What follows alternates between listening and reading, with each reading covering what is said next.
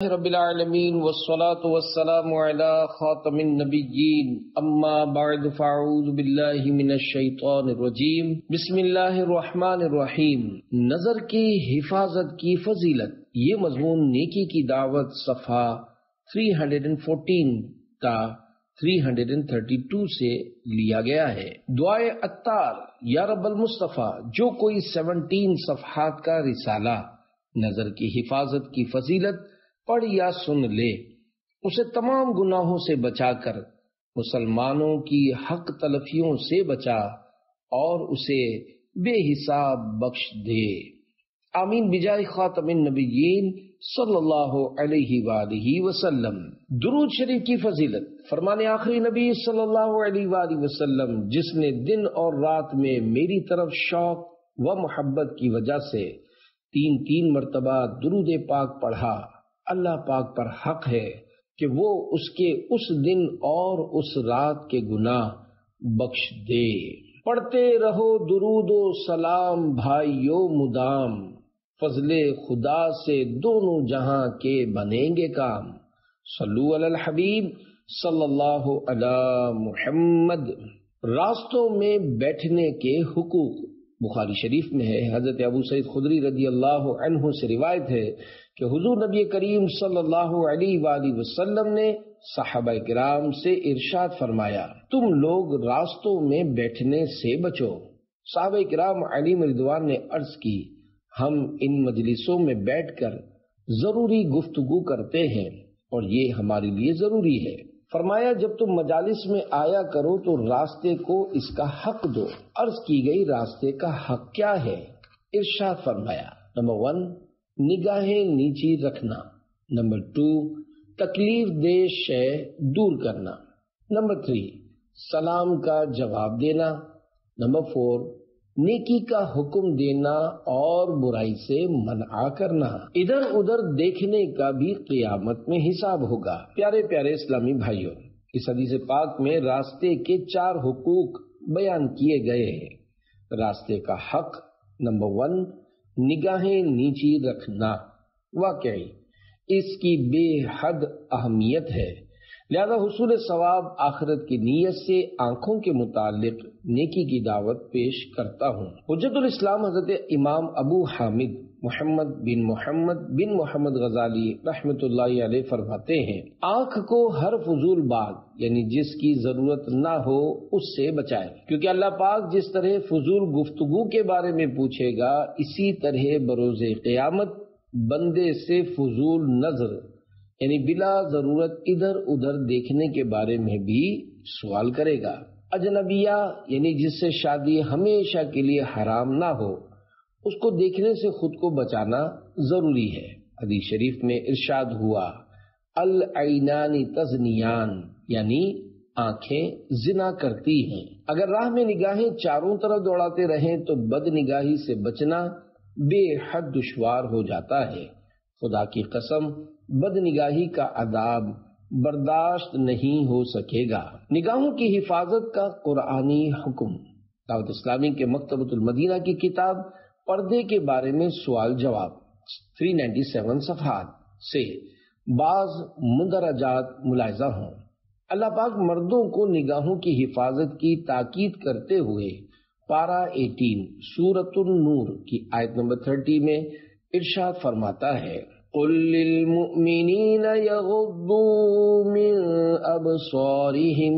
ترجمہ کنز الایمان، مسلمان مردوں کو حکم دو اپنی نگاہیں کچھ نیچی رکھے۔ عورتوں کے لیے ارشاد قرآنی ہے، وَقُل لِّلْمُؤْمِنَاتِ يَغْضُضْنَ مِنْ أَبْصَارِهِنَّ۔ ترجمہ کنز الایمان، اور مسلمان عورتوں کو حکم دو اپنی نگاہیں کچھ نیچی رکھیں، آنکھوں میں آگ بھر دی جائے گی۔ حضرت امام ابو حامد محمد بن محمد غزالی رحمۃ اللہ علیہ نقل کرتے ہیں، جو کوئی اپنی آنکھوں کو نظر حرام سے پر کرے گا، قیامت کے روز اس کی آنکھوں میں آگ بھر دی جائے گی۔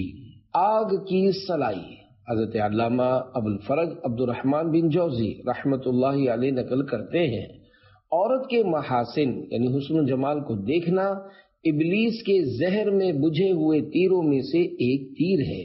جس نے نامحرم سے آنکھ کی حفاظت نہ کی، اس کی آنکھ میں بروز قیامت آگ کی سلائی پھیری جائے گی۔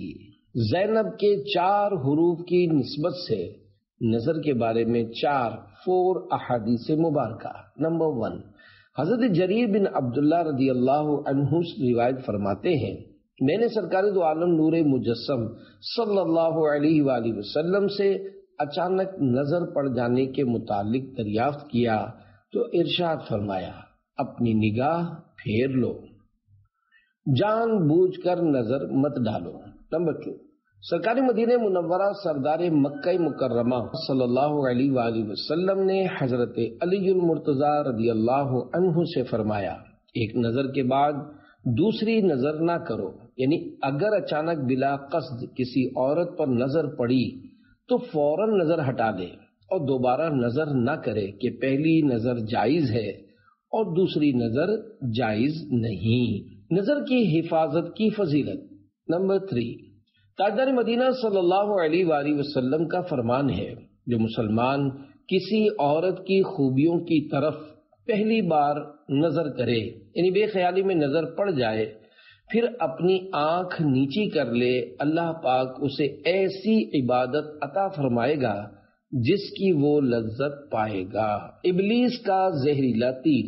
نمبر 4، اللہ کے محبوب صلی اللہ علیہ وآلہ وسلم کا فرمان ہے کہ حدیث قدسی یعنی فرمان خدائے رحمان ہے، نظر ابلیس کے تیروں میں سے ایک زہر میں بجھا ہوا تیر ہے، بس جو شخص میرے خوف سے اسے ترک کر دے تو میں اسے ایسا ایمان عطا کروں گا جس کی حلاوت یعنی مٹھاس وہ اپنے دل میں پائے گا۔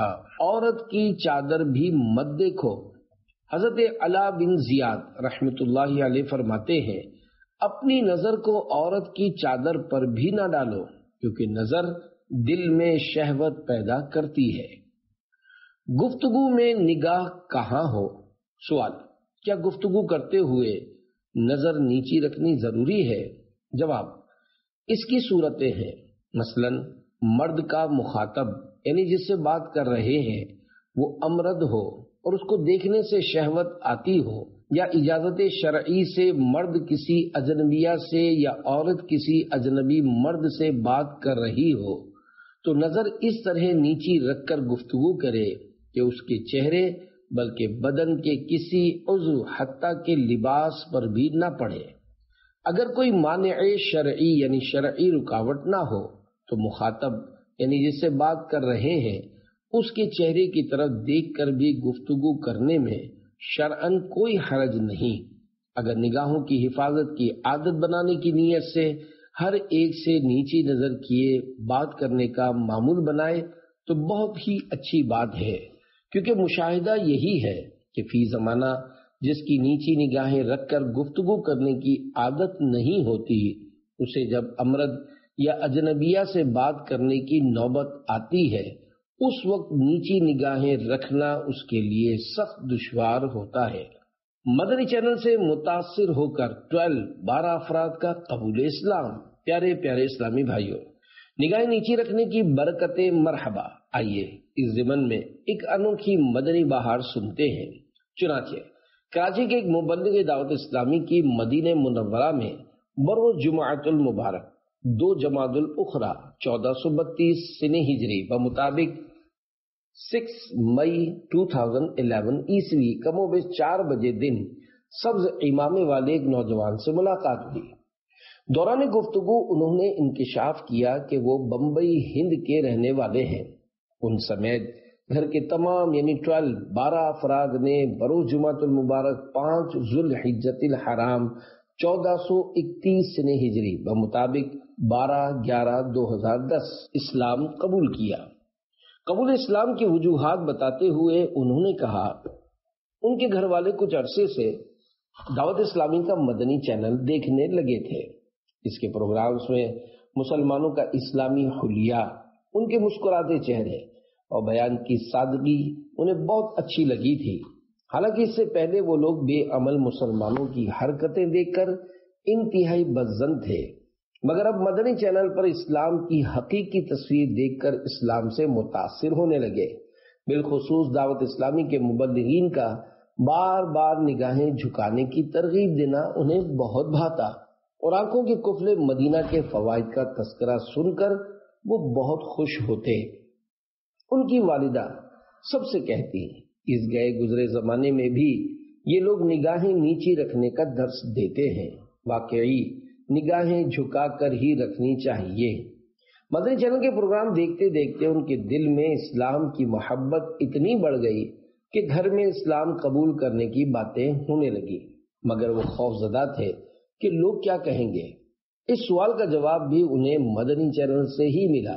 ہوا یوں کہ نگران شورا و مبلغ دعوت اسلامی حاجی ابو حامد محمد عمران اتاری سلمہ الباری نے جب لوگ کیا کہیں گے کے موضوع پر سنتوں بھرا بیان فرمایا تو سب گھر والوں کا ذہن بن گیا کہ اب انہیں لوگوں کی پرواہ نہیں کرنی چاہیے، اور الحمدللہ وہ کلمہ پڑھ کر اسلام کے دامن میں آ گئے۔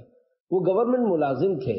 قبول اسلام کے بعد ان کا نام محمد ابراہیم رکھا گیا، اور الحمدللہ وہ حضور غوث پاک رحمت اللہ علیہ کے سلسلے میں مرید بھی بن چکے ہیں۔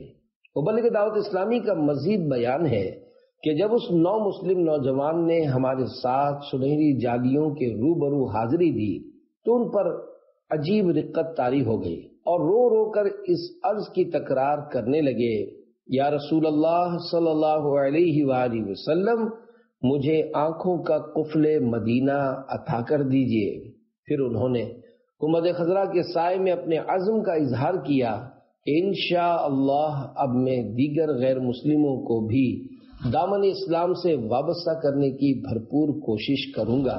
اللہ پاک انہیں اور ان کے طفیل ہم سبھی کو اسلام اور دعوت اسلامی کے دینی ماحول میں استقامت نصیب فرمائے۔ 12 افراد کی اسلام آوری کا سبب بننے والے سنتوں بھرے بیان۔ لوگ کیا کہیں گے دعوت اسلامی کی ویب سائٹ www.dawatislami.net پر بھی دیکھا اور سنا جا سکتا ہے۔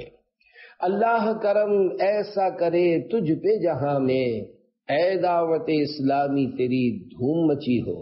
صلو علی الحبیب صلی اللہ علی محمد۔ نگاہ مصطفیٰ کی ادائیں۔ سوال، سرکار مدینہ صلی اللہ علیہ وآلہ وسلم کے نظر فرمانے کے مختلف انداز بتا دیجئے۔ جواب، نمبر 1، کسی کے چہرے پر نظریں نہ گاڑتے تھے۔ نمبر 2، کسی چیز کی طرف نہ دیکھنے کی حالت میں نگاہیں نیچی رکھتے۔ نمبر 3، آپ کی نظریں آسمان کی نسبت زمین کی طرف اکثر رہتی تھیں۔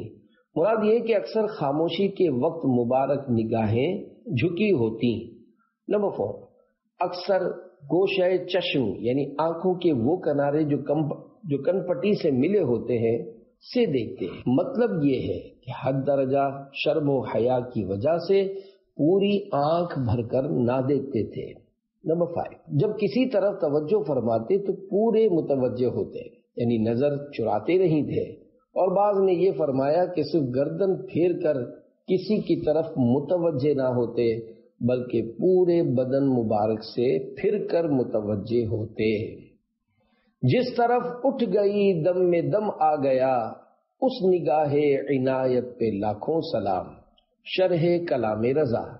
میرے آقا اعلی حضرت رحمت اللہ علیہ اس شعر میں فرماتے ہیں، ہمارے پیارے پیارے آقا صلی اللہ علیہ وآلہ وسلم کی نگاہ کرم دنیا و آخرت میں جس طرف اٹھی، مردہ جسموں میں جان اور روحوں میں تازگی آ گئی۔ ہمارے مکی مدنی آقا صلی اللہ علیہ وآلہ وسلم کی رحمتوں اور عنایتوں بھری پاکیزہ نظر پر لاکھوں سلام ہوں۔ اعلی حضرت رحمت اللہ علیہ کے شعر پر حضرت مولانا اختر الحامدی رحمت اللہ علیہ نے کیا خوب تضمین باندھی ہے۔ پڑ گئی جس پہ محشر میں بخشا گیا، دیکھا جس سمت ابر کرم چھا گیا، رخ جدھر ہو گیا زندگی پا گیا، جس طرف اٹھ گئی دم میں دم آ گیا، اس نگاہ عنایت پہ لاکھوں سلام۔ صلو علی الحبیب صلی اللہ علی محمد۔ پگھلا ہوا سیسا آنکھوں میں ڈالا جائے گا۔ منقول ہے جو شخص شہوت سے کسی اجنبیہ کے حسن و جمال کو دیکھے گا، قیامت کے دن اس کی آنکھوں میں سیسا پگھلا کر ڈالا جائے گا۔ یقیناً بھابھی بھی اجنبیہ ہی ہے۔ جو دیور و جیٹھ اپنی بھابھی کو قصدن دیکھتے رہے ہوں، بے تکلف بنے رہے ہوں، مذاق مسخری کرتے رہے ہوں، وہ اللہ پاک کے عذاب سے ڈر کر فوراً سے پیشتر سچی توبہ کر لیں۔ بھابھی اگر دیور کو چھوٹا بھائی اور جیٹھ کو بڑا بھائی کہہ دے، اس سے بے پردگی اور بے تکلفی جائز نہیں ہو جاتی، اور دیور و بھابھی بدنگاہی، آپسی بے تکلفی و ہنسی مذاق وغیرہ گناہوں کی دلدل میں مزید دھستے چلے جاتے ہیں۔ یاد رکھیے، جیٹھ اور دیور و بھابھی کا آپس میں بلا ضرورت و بے تکلفی سے گفتگو کرنا بھی مسلسل خطرے کی گھنٹی بجاتا رہتا ہے۔ بھلائی اسی میں ہے کہ نہ ایک دوسرے کو دیکھیں اور نہ ہی آپس میں بلا ضرورت اور بے تکلفی سے بات چیت کریں۔ دیکھنا ہے تو مدینہ دیکھیے، قصر شاہی کا نظارہ کچھ نہیں۔ صلو علی الحبیب صلی اللہ علی محمد۔ میں ٹی بی کا مریض تھا۔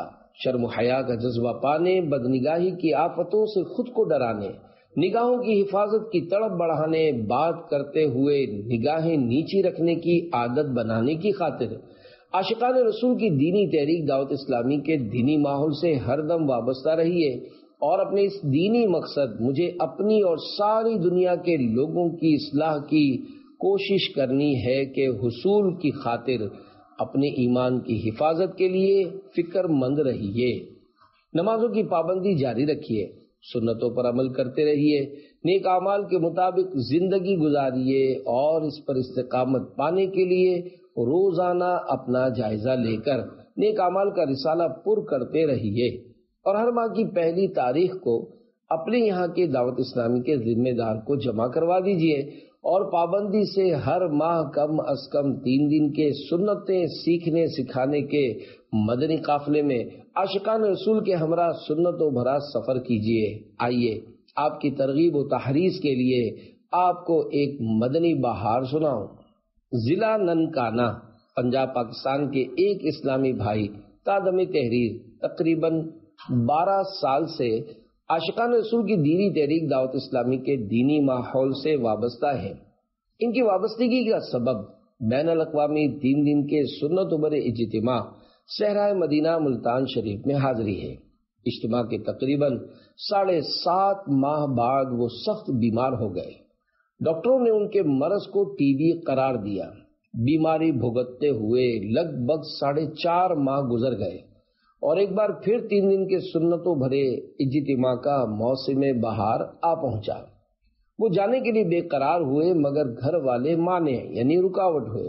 انہوں نے امی جان کا ذہن بنایا کہ وہاں کثیر تعداد میں عاشقان رسول تشریف لاتے ہیں، مجھے جانے دیجیے۔ نیک بندوں کی صحبت اور وہاں ہونے والی رقت انگیز دعا کی برکت سے انشاءاللہ صحت کی نعمت لے کر پلٹوں گا۔ الحمدللہ اجازت مل گئی۔ دوائیں وغیرہ ساتھ لے کر اجتماع میں شریک ہوئے۔ اختتامی رقت انگیز دعا ختم ہونے والی تھی۔ دل میں حسرت پیدا ہوئی۔ دعائیں تو بہت ہوئیں، مگر ان کے مرض ٹی بی کے لیے صراحتاً یعنی صاف صاف الفاظ میں دعا نہیں مانگی گئی۔ کاش ٹی بی کے مریضوں کے لیے بھی دعا ہو جاتی۔ ابھی یہ بات ذہن میں آئی تھی کہ کمال ہو گیا۔ دعا کروانے والے کی کچھ اس طرح آواز مائک پر گونج اٹھی، یا اللہ، جو کینسر کے مریض ہیں، جو ٹی بی کے مریض ہیں، ان کو بھی شفائے کاملہ عطا فرما۔